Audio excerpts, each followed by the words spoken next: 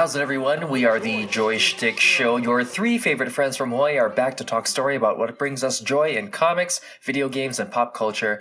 We'll share our shtick with you, so stick around. If you fancy what you hear, please like and subscribe on the platform you frequent. Your support is greatly appreciated. And if this is your first time, mahalo for spending it with us. I'm your co-host, Drake. That's Thomas. What up, what up? And that's Scott. How's it? And we are finally here to tell you again, how's it? Yeah. Yes. How's it? How's it, you fuckers? How's it, guys? Yeah. What's up, you Pretty good. fuckers? We've got some feel-good news today. We've got a little bit of reviews, and we've got a new little segment called Yin and Yang. We'll kind of give you the white and the black of a show that we watched. And that's kind of how it's going to go today. You know, trying new things, seeing how it goes. Anyways, so some good feel news. Wrexham AFC, who are owned by Ryan Reynolds and Rob McElhenney, they actually won, which is kind of amazing. What both of the Robs have been able to do with Wrexham has been fantastic. And so now they come out of the national division, which is really, really hard. Only one person gets promoted, and that's the person who wins the league. There's no other playoff situation. So now they're finally in the EFL. So hopefully they only do better from here. That'd be great. It was really inspiring. Like, you get to see how excited the fans were. I mean, obviously the team was excited, but then all the fans in the stadium being excited, that was cool. And then seeing like Rob and Ryan crying was like, it kind of gets you right in the feels. You know, it's like, oh yeah, this is where men get to cry. Yeah. And yeah, they're tearing up and everything. You're like, wow, this is sweet. Got to spend a lot of money first.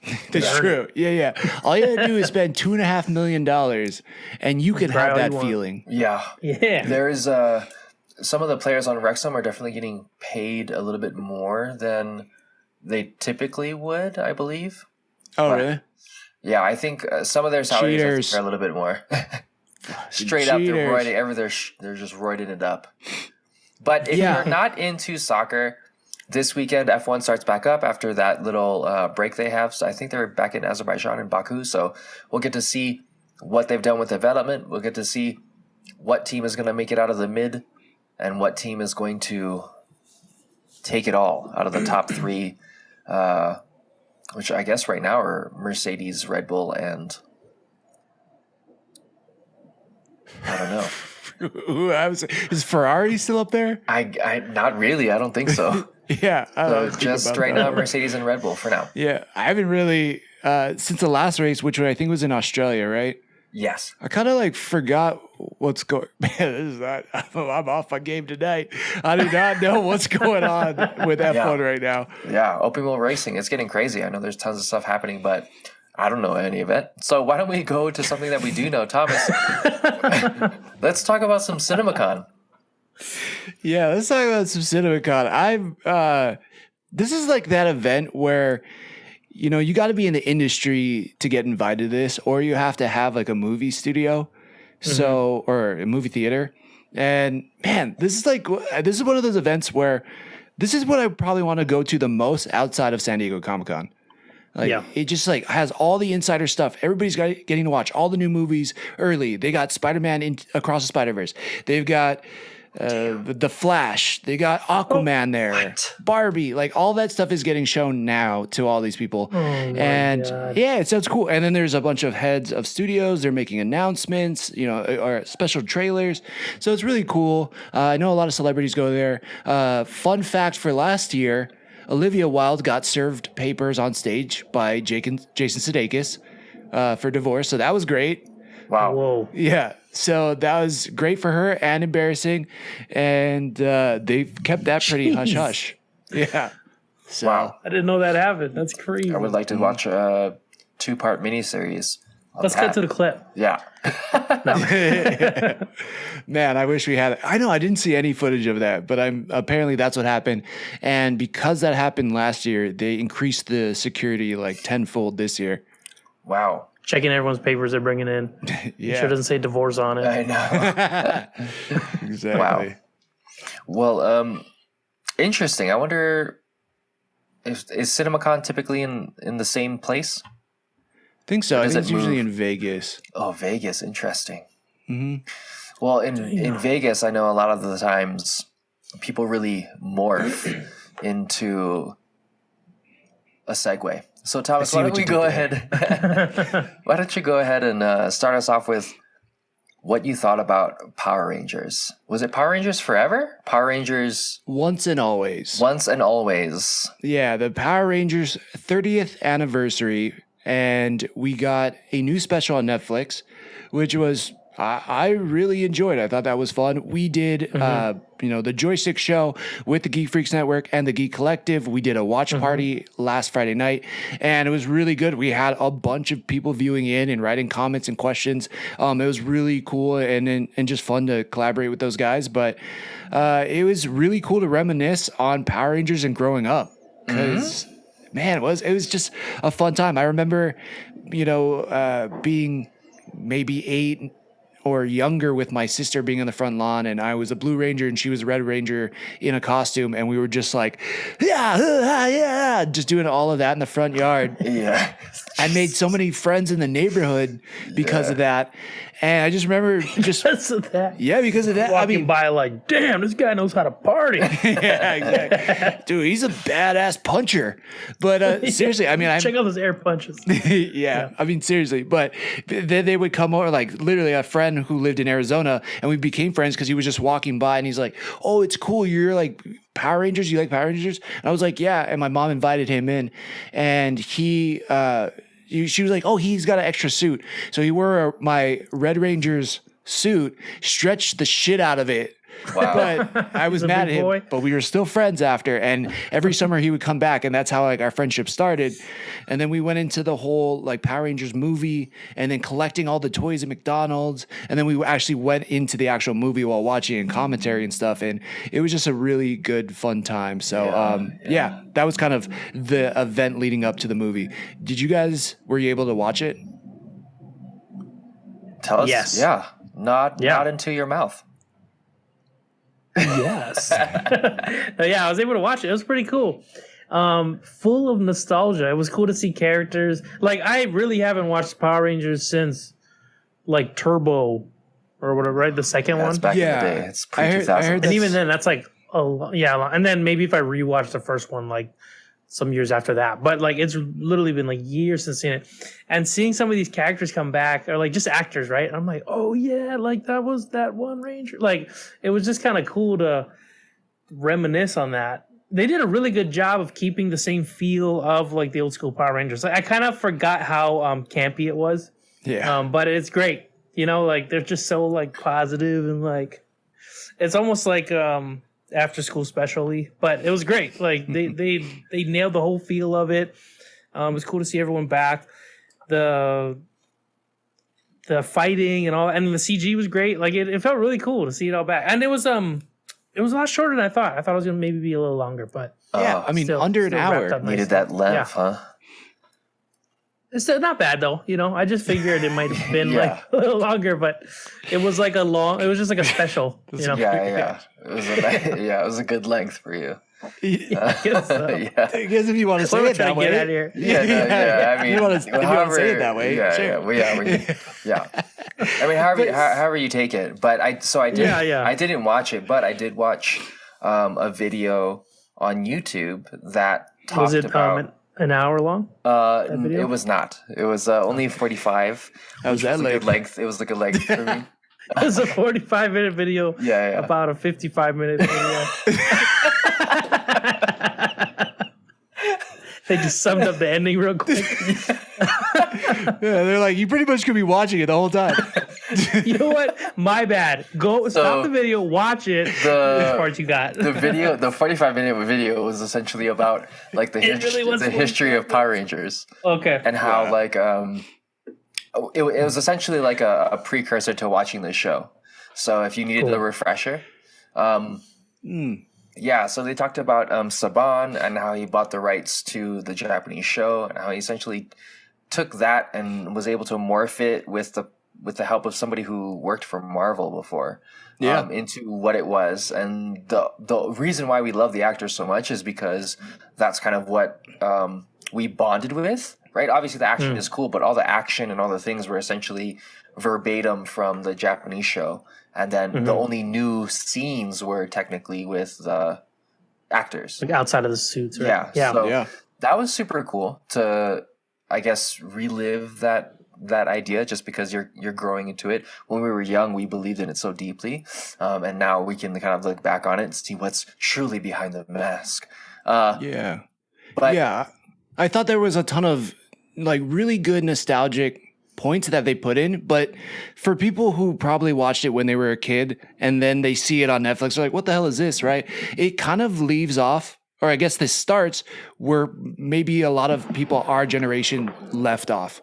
You know what I mean? It's like we got pretty much the first generation and then the second generation Power Rangers who were in the movie. So like if you watched, most of the first season and then the movie, like you're good to go. I liked how, it kind of felt like they just were picking right back up where that first season left off. And then we start with the original Rangers in the original suits. And I was like, how are they going to do this? Jason David Frank has passed away. Thuy Tran, I think was her name. She's passed away. Yeah. So it's like, how are they going to like do it and still make it make sense? But I liked that opening scene because the first part of it is the original Power Rangers fighting the Putty and Rita. And it's like, it works super well. And they kind of update some of the shots so it feels more modern. And then, but there's still that heritage and the campiness of it and the cheesiness of it. All of that's great still in a way. Like it shouldn't work. And some of the lines are kind of cringe but it worked for me more than it didn't work. Yeah, and I was really surprised by that. That's sick. Yeah, it was funny hearing like, what's his name? It's not, I was thinking like Johnny Five. It's not Johnny Five. Oh, Alpha. Alpha. Yeah. He was like, it really has a vibe, or like they're using like modern terms. Modern terms. I thought that was hilarious. I'm like, you got updated software. That must have been what it was like when we were growing up watching it. Yeah, for our parents. Modern terms for us, Like it's just funny. How you pointed out, you're like, Who's your favorite Ranger? Question for all. Like in the movie or just like favorite Ranger all time? Yeah, I gotta go Jason David Frank. Go for it. What color? I mean, White Ranger. Yeah, for sure. White was cool. Like I liked when he was bad and then became good. Like I obviously hated him when he was bad and he was fighting the rest of the Rangers. And then, he now decides to fight on the side of good. I think that was my favorite time, favorite character, favorite Power Ranger of everything. Yeah. And he stayed with the fan base for the longest time. I mean, it's really crazy. Jason David Frank. Yeah. Right? He and by all accounts, I mean, we talked about this when we did LA Comic-Con, but he was just this guy that would go to all the cons and it like didn't matter if there was 300 people in line, he would sign everybody's thing. He would say hi to everybody. He'd be super cool from person number 1 to person 300. Like he'd be the same person, always happy and stoked. And I mean, I think just hearing that, on top of it, like I probably just remember him more fondly because of Keanu Reeves of Power Rangers. Yeah. It kind of is. Yeah, he came down to Hawaii one time at one of the cons, and hearing him talk about, when he was talking about Power Rangers, it's been years since I've seen it and stuff, but like just hearing him talk about it and like appreciating, like he sounded genuine, like appreciating the fan base, what he sees like it possibly going into. He's like, I got all these ideas, I'm trying to work with them to do this and that. I'm like, it seems like he's really still trying to build it, and it seemed like he really enjoyed it. And he seemed really genuine, like you were saying. He was super nice. So, it is really sad he's gone. But they had a nice little in memoriam at the end. They did. Of the episode, right? Like, yeah, they did a good job of that. Before we move on to the memoriam, though, Drake, who's your favorite Power Ranger? Oh, I want to say, so the original Red Ranger, Jason, turns into the Gold Ranger, I think, during the Ninja Ranger situation. Oh, for the movie where they became like I think it's called like Ninjutsu Rangers or whatever. There's a White Ranger and then there's a Gold Ranger. That's the original Jason because he left for the second portion of the Ninja Rangers or something like that. But that was steezy. And then that's cool. There's another guy who just like comes out of nowhere and is like super boss, but I don't remember, so I'm not gonna waste time.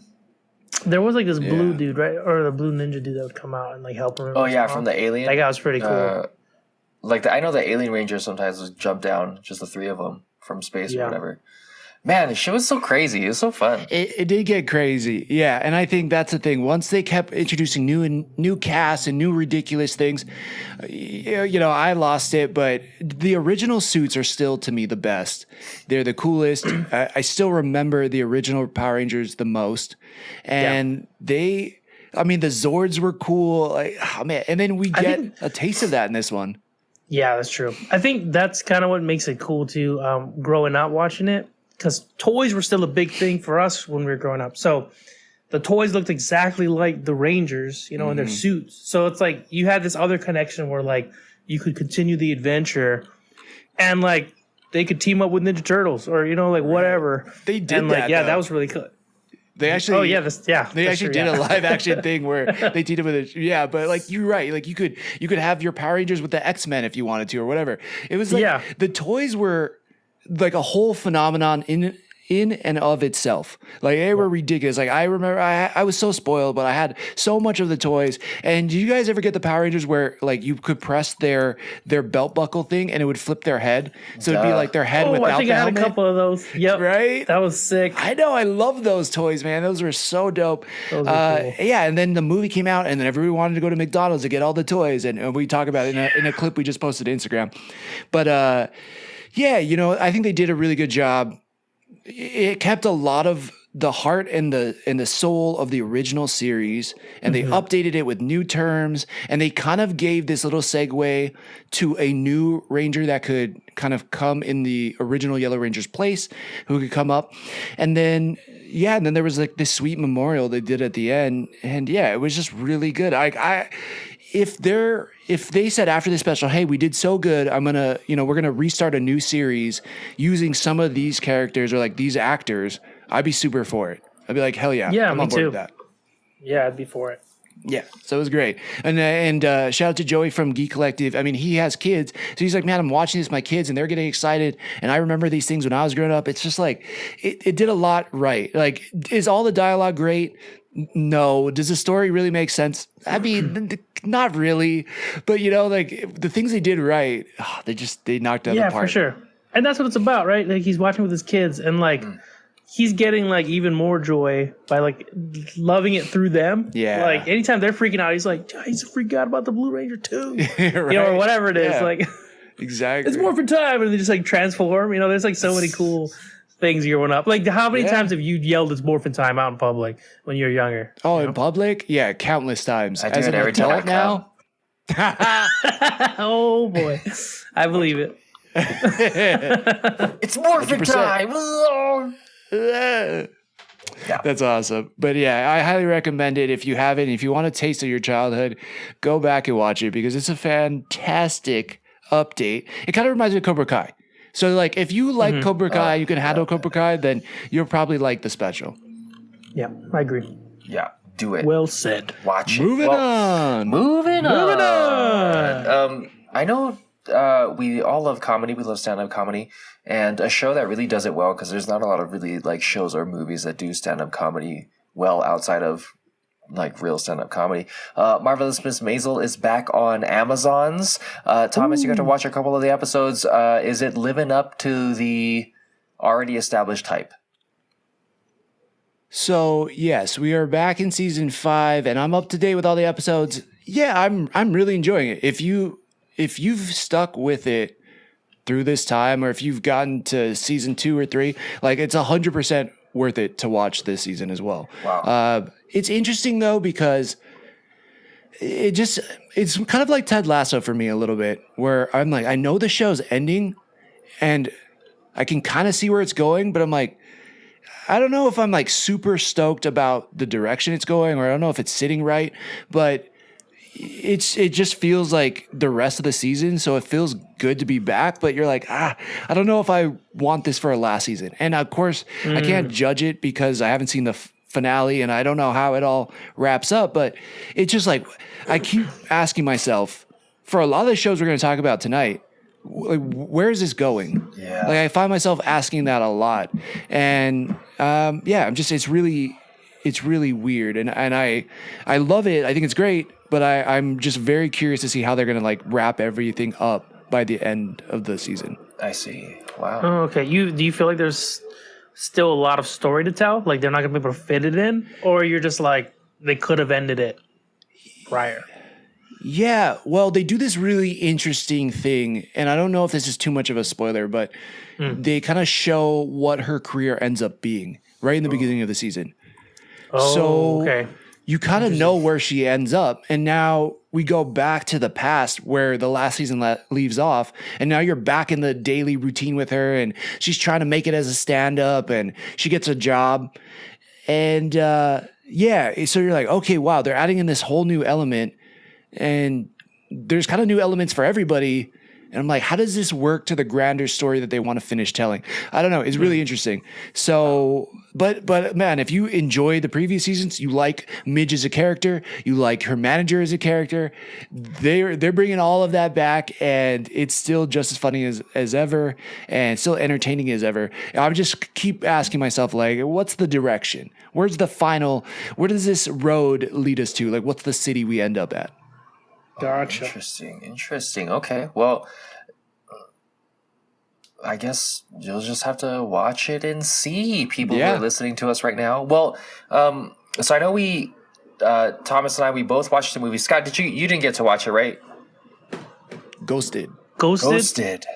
No, I actually thought when you guys brought it up, we were talking about a different movie, which I also didn't watch, but I'm kind of excited to hear about that version of that movie. Yeah, we're like, Ghosted. You're like, I don't know. I don't see David Harbour in here. Yeah. We got a ghost, yeah? Yeah, we have a ghost. I was like, I want to hear if this is good. What's happening? And then I looked it up, and I'm like, this is not that movie. Different movie. Interesting. Well, still want to hear what you guys have to say. Why don't we then spit out this new segment? We'll go into the yin and yang, where it is the exact opposites, the polar opposites. Thomas was not able to go past the 30-minute mark. No, I could have. I didn't want to. He chose not to. I did not. I was like, nope, I'm done. I'm good with this. So give us the yin. Drake. Also, before, do you feel like I'm interested? Were you like, I pretty much know how this ends as well, off? Or are you just like, I'm not interested, off? Because then I kind of want to hear, after Drake explains what happens, if you're like, that's what I predicted, or you're like, wow, I didn't think that was going to happen. So. Well, I don't know. I didn't see the ending, so I don't know if what I predicted, but I could predict it right here. Wait, spoiler alert for Ghosted for everybody out there. All right, we're going to just David Harbour's in it. Yeah, David Harbour is not in it. Okay. Confused. Don't even confuse me, all right? I don't know about people at home. We're going to confuse me right now. I don't know, but to be honest, like I just didn't even care.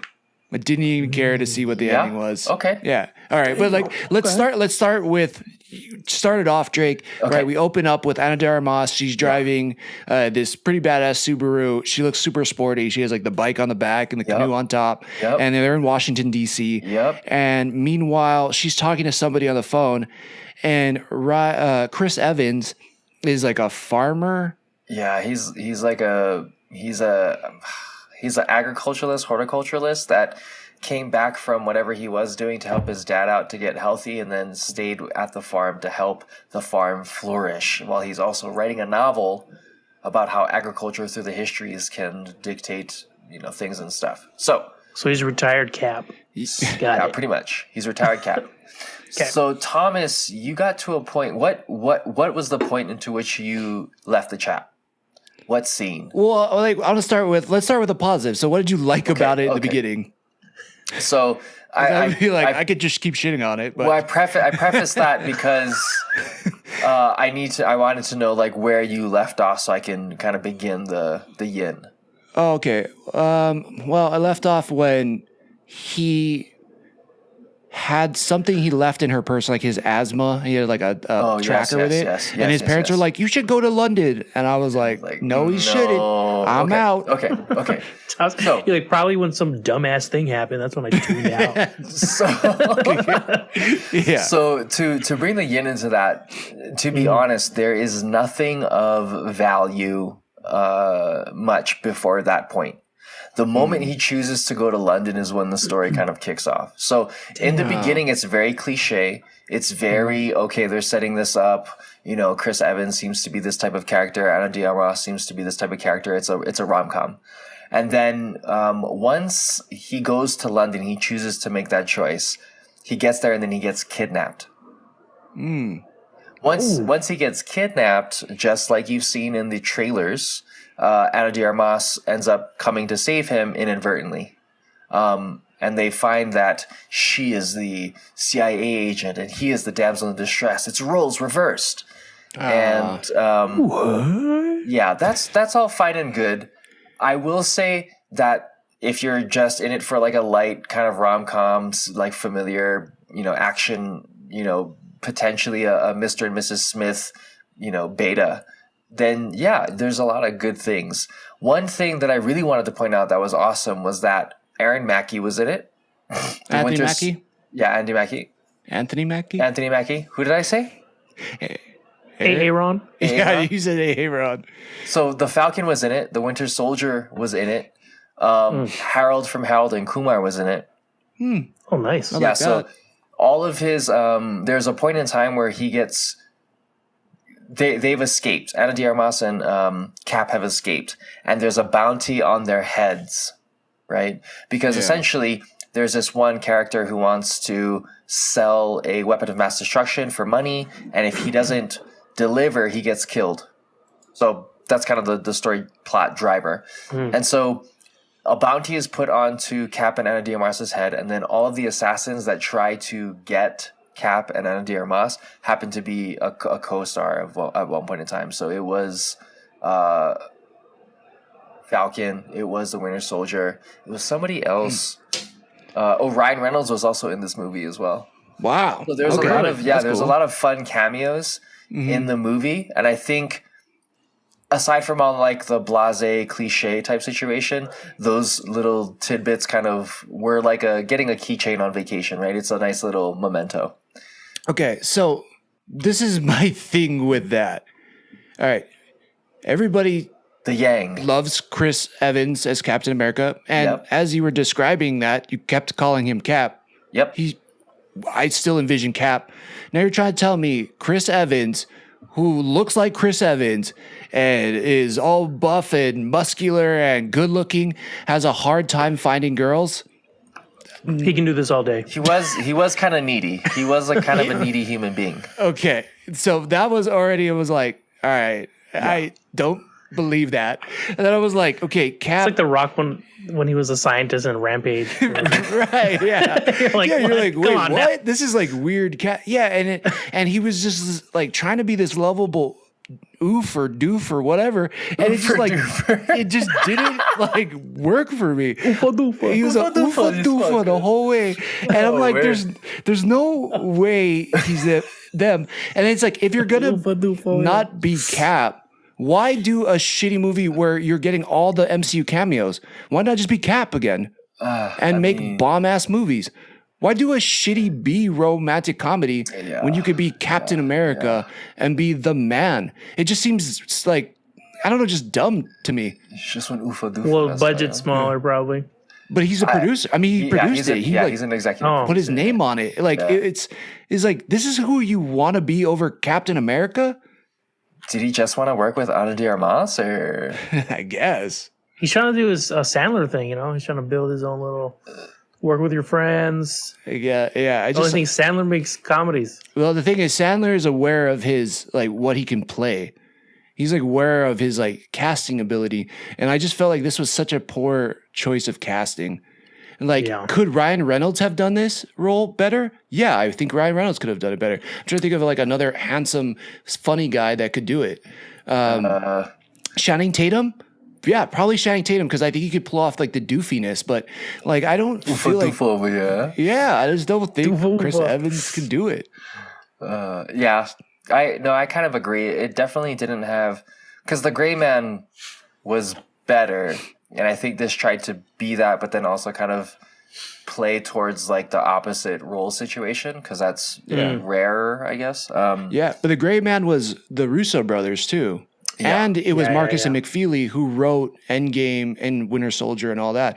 This is who wrote this movie? I mean, I don't know. And it just seemed like it came across to me as very like not self-aware. Yes. You know who else could do it? Chris Pine could do it. Chris Pine. Dude, Chris Pine. He's great that like good looking dude that fails. I mean, it works. Yeah.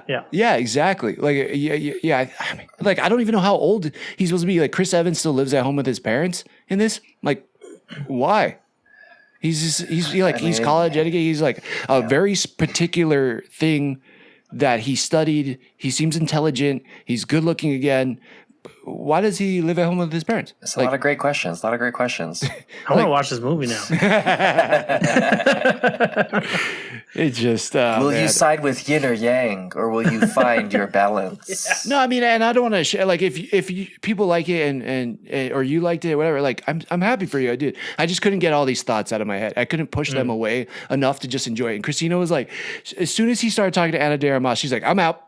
And I was like, no, let's give it another like 20 minutes. Oh, that's why she was out first. She was out first. And I was like, no, let's go give it another 20 minutes. And then some of the dialogue between them came up. And it's like, that was the best date I ever had. No, it was the best day. I was just like, oh, fuck, I might as well watch Power Rangers again. Like, you know what, though? Sometimes, like, I know you're not trying to shit on what sometimes it's fun to, you're like, this is the movie we're going to get through and shit on it and enjoy it that way.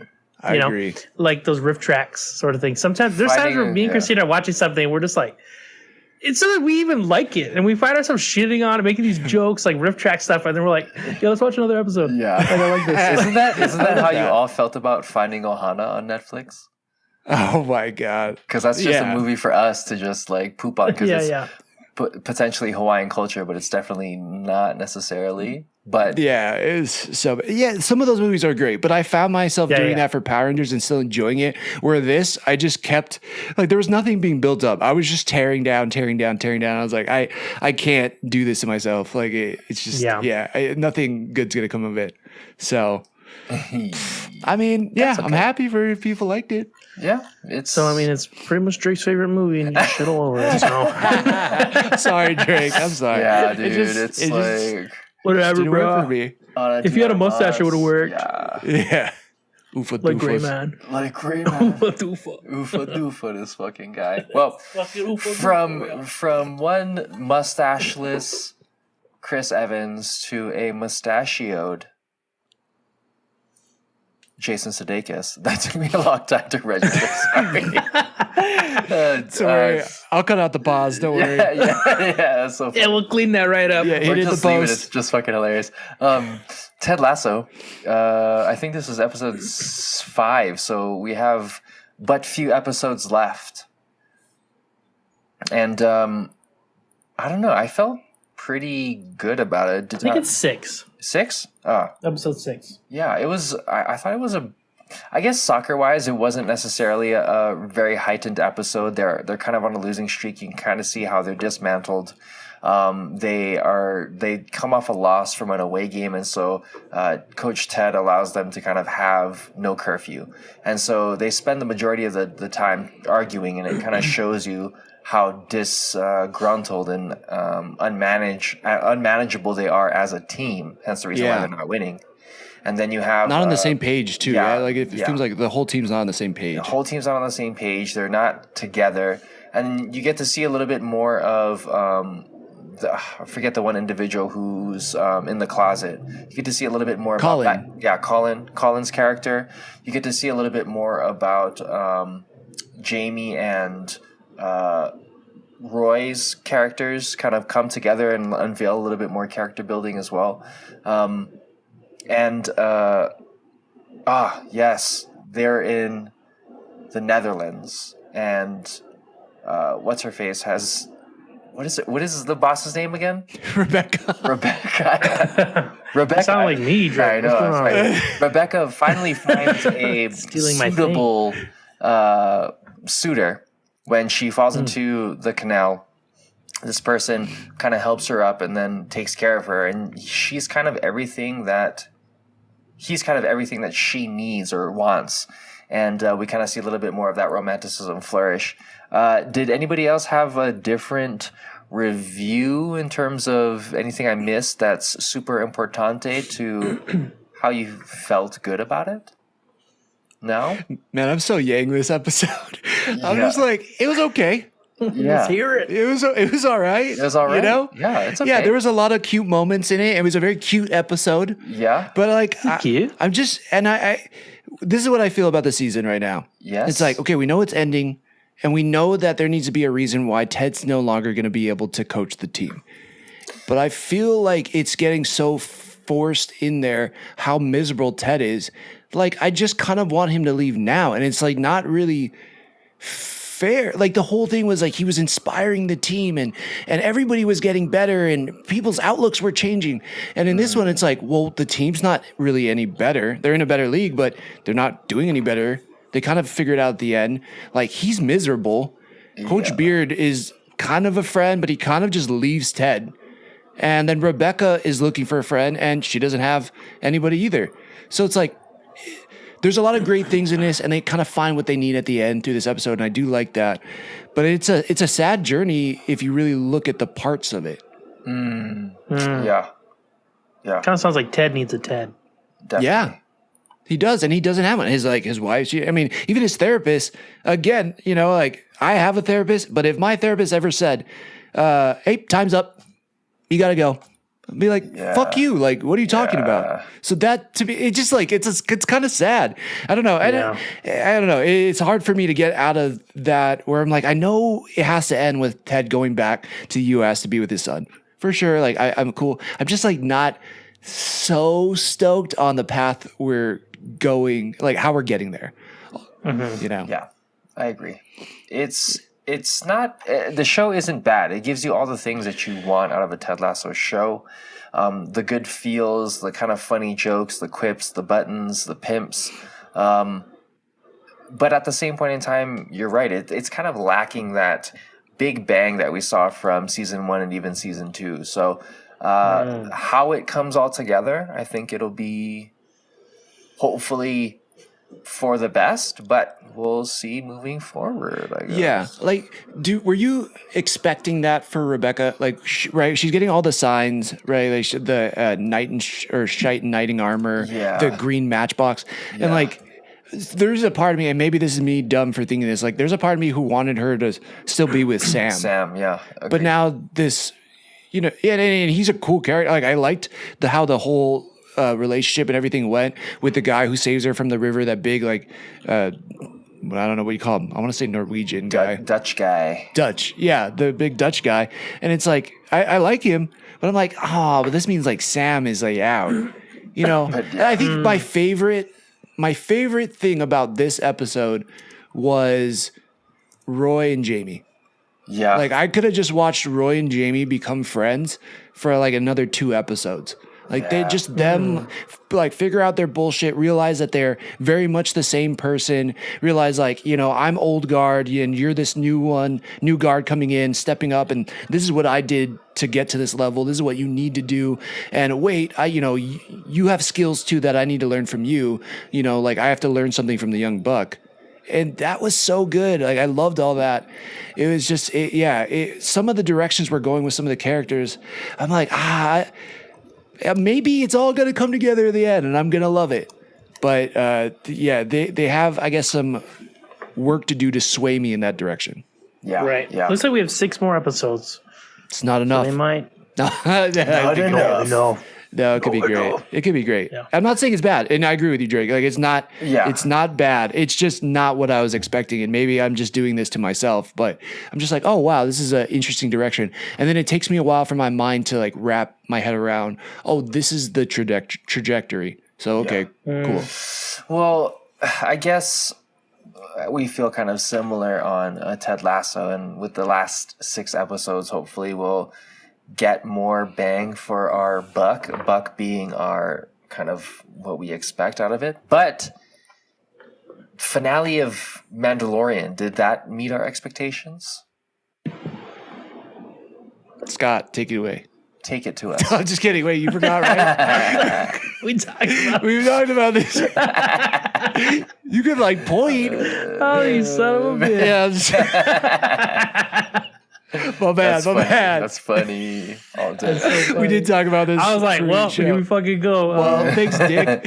Asking for straws here. So just for the listeners, it's been some days since I watched the finale. Right, to give it context, I need a little refresher while we talk about it. No, and then I'll have stuff to say. But I got you.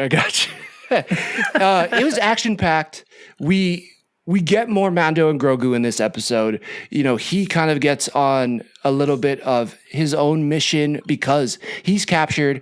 It starts off with him breaking out, of like breaking away from these 2 guys, and it's a super badass fight. He uses they're using Mandalorian weapons, but he knows how to use it against them, and he's badass as ever in this. Grogu is out there and ends up trying to save him. Which I think was the most compelling moment of the whole episode, where Grogu kind of gets cornered by these 3 Praetorian guards. Oh, yeah. And it seems like they're going to kill him. And Mando at that point is kind of powerless. That I thought was one of the best parts. The action in this whole episode is phenomenal, though. Yes. The Darksaber coming in, all of them jetpacking down, Axe Woves jetpacking up to the light cruiser, kind of taking on all of it. Yeah, all of that was good. Battles. Was cool. Yeah, it was dope. It just, again, for me, it was this whole expectations on what I thought was going to happen for this episode and then didn't happen that really kind of surprised me. Yeah. Here's the yang. I mean, no, I want to hear it though. Yeah. Yeah. And I'm trying to think, I generally like a lot of things. Like I'm usually positive on most things, and I'm positive on this episode. In fact, I think this was one of the best things I watched this past week other than the Power Rangers. And there was so much good about it, but it was like, okay, wait, so why was the last episode called Spies when there was only one spy and they only showed her at the beginning of the episode? Why? How did he... Misdirection. Right. No, yeah. The Darksaber's crushed. I know there's a lot of people like, that's a positive. I think that's a positive too. Like, sure, okay, now Mandalore can unite under something different besides this lore of the Darksaber. All right, for sure. That's cool. Why at the end, when Bo-Katan gets to take off her helmet and some of the other Mandalorians get to take off their helmet and the armor's cool with it, why does Mando not get to take off his helmet at the end when he's sitting on his own ranch with his son and he's relaxing? Like, this is the way. I mean, for sure. Like, all of this was cool. There was so much cool about this episode. It just like doesn't.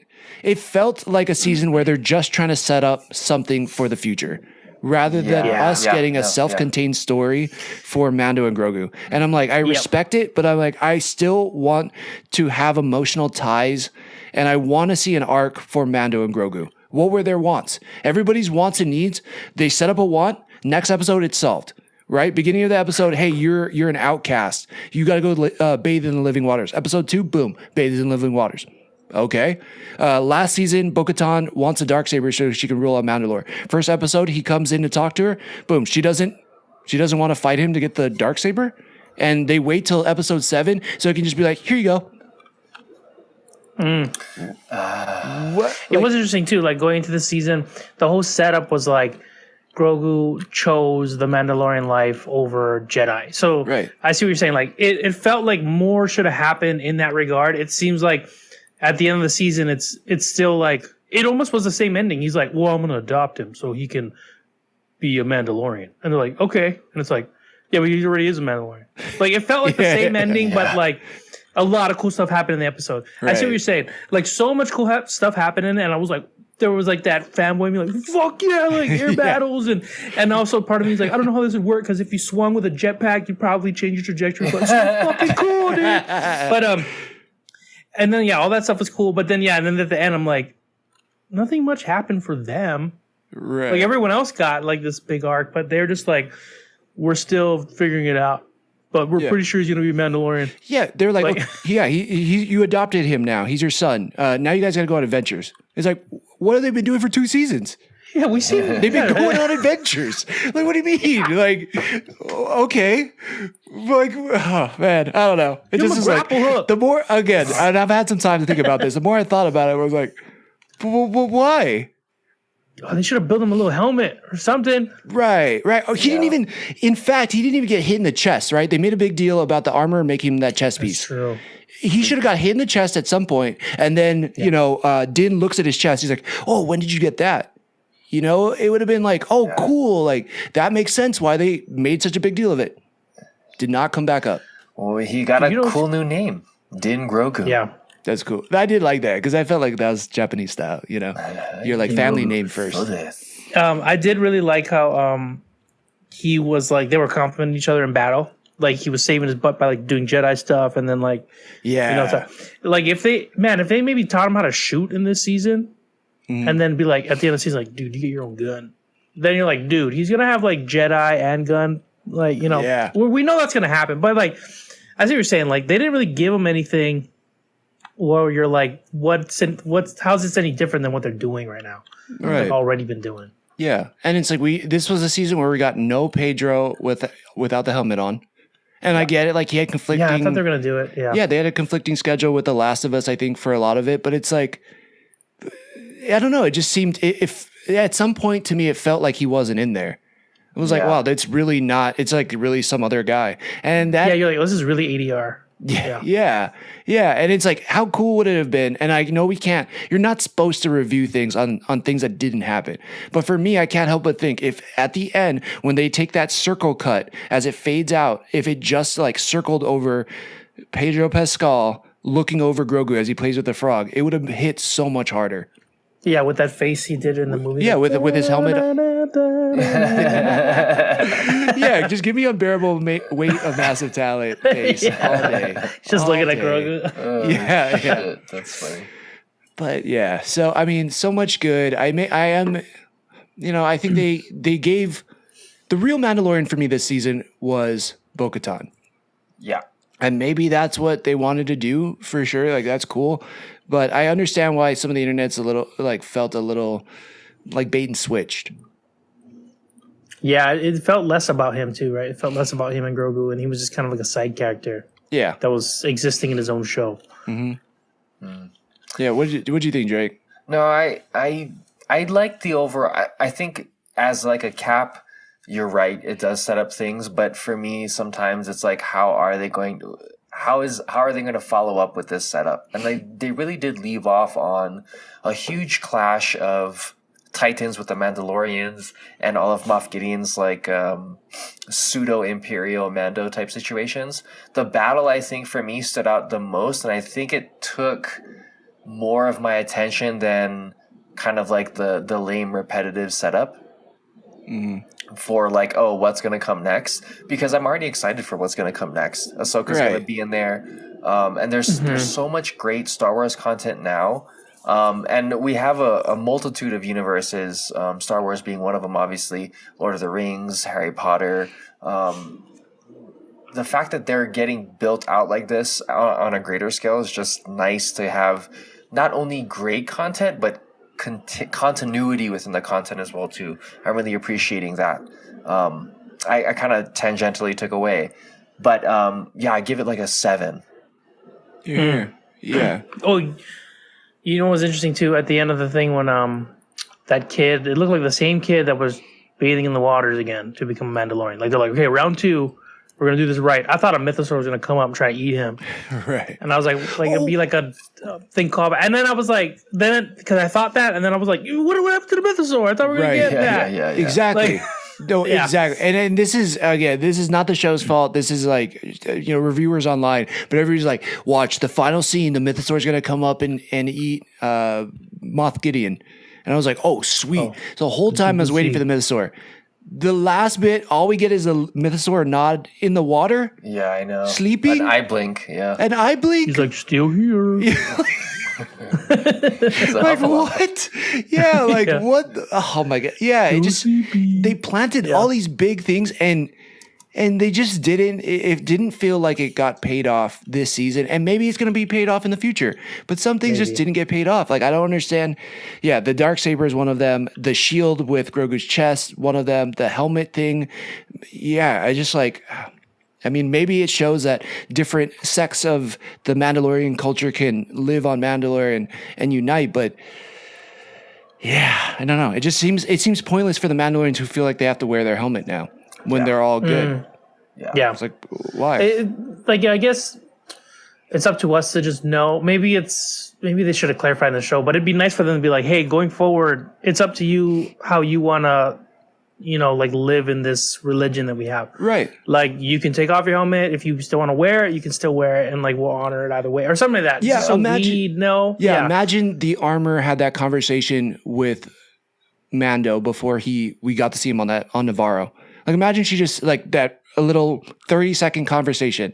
That would have made it feel so much better when you see him with the helmet on. And he's like, "Oh, be cool too." Yeah. Yeah. Oh, so I'm so sorry. No. It's all good. Instead of showing him, like say they couldn't show him, right? Say they had that conversation, and at the very end, the last shot is like him on his side, and then his helmet touches the dirt or something. And it's like that would have been cool. It's a big change for him. You don't even need to show it if you couldn't get Pedro, right? Like, that would have been a crazy ending. Yeah, like, or he could have. Yeah, she could have sold him the armor, and then she could have told him, hey, if you want to wear your helmet, you can. If not, not. Right? And he could have said, no, I will choose to follow the old ways. This is the way. Boom. Yeah, and that would have been 6. Yeah. But it just doesn't explain that. There's a lot of things they could have tied up nicely. Yeah, like what is a Darksaber fully done? Who, if they rebuild it, who gets it? Does it go back to Bo-Katan? Who? I don't know. What do you guys have any thoughts on? No, that's true. Yeah, it was like kind of like a little bit of a Ryan Johnson curveballs in these things where you thought certain things were going to lead to something. They're like, you didn't expect this, and you're like, yeah, I don't know if that's as good a payoff as what I wanted. Like I wanted something with the Darksaber, like some kind of something. They're like, oh, we'll just break it. Okay. Moff Gideon, I didn't even know he had clones, and we see it for a second, and instantly they're all dead. And I'm like, oh, cool. It was over before I even got to let it hit me. The speculation is that the Moff Gideon who died was a clone, and the real one's somewhere else. Right. Okay. Yeah, because it was the first time he didn't have a mustache. Yeah. But it's like, maybe, but it's like mustaches. I don't want. What's that? I said clones can't grow mustaches. Yeah, we've never perfected that yet. Tell that to Rex. But I mean, again, it was action packed. Some of the coolest action in a live action Star Wars show or anything. It was like some of the best. But when you start thinking about like what the season was as a whole for me, like a lot of it just doesn't add up. And I'm getting more and more confused as to what. Like, okay, all the Mandalorians want Mandalore back. All right, cool, they got it. Now what? Like, how did they just thought it was poison and that's what stopped them? That was the only thing that stopped them? They didn't send a scouting unit down there? Like, what did they... No. They were like, we need to retake it over. They didn't even know who was there because they thought no one was there. Who do they need to take it over from? This is the way. When your leader says this is the way, you're going to question that? You're like, yeah, you're right. Yeah. So maybe the way doesn't make sense. I don't know. Yeah. No, that's a really good question too. When you stop to think about the whole season, there are like a big like holes in it where you're like, could have been done a little better. But I did overall really enjoy it. I enjoyed it a lot more than Boba Fett. Still really cool. It's still just a really cool show in general. Like the fact, if we're gonna think like Kevin Smith here and be like the fact that we get Mandalorians and jetpacks, these are champagne problems. The real thing is Marvel spoiled us with Endgame, and we got like a super crazy finale that we shouldn't have ever got. They pulled off something that we shouldn't have got. And now, we have that bar up there where like every finale should find a way to end game it. Like there's a story here, find it. Right. And they don't always do it. My problem is I watched Beef and now nothing can compare to Beef. Beef is like my favorite show ever. I'm like, nothing. Where's Stephen Ewan? Yeah. Damn it. Why are they acting better? Why isn't the writing better? Like, I'm terrible. But no, it was. I liked it again. Yeah. So Drake, you gave a number. I'd say 7, 8. Like I that's how much I still liked it. These are questions that came up post. For sure. Yeah. I agree with you guys. 7, 8, somewhere in there, depending on how much I think about it. But overall, really enjoyed it. Right on. All right. Action was bomb. All right. Final thoughts. Anything else? No. Guardians of the Galaxy 3 comes out May 5th. Yes, it does. Good call. I'm actually seeing it this Friday. So we'll have hopefully some early non-spoiler reactions for it for everybody out there. And man, I'm excited. The early reviews are in for it and it sounds so damn good. I'm super pumped about it. And yeah, we'll have that next week, hopefully. Yeah, that'd be super great. All right. And episode 100 coming up. But stay tuned. We're going to be doing something really fun and special for that. So if you've hung out this long, thank you so much for sticking around. Thank you. As always, thank you for sticking it with us. Thanks for sticking it with us.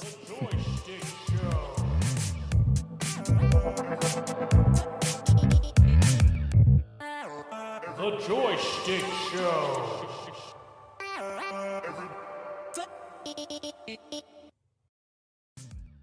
If you've enjoyed what you've been listening to, we'd really appreciate a follow, subscribe, and a review.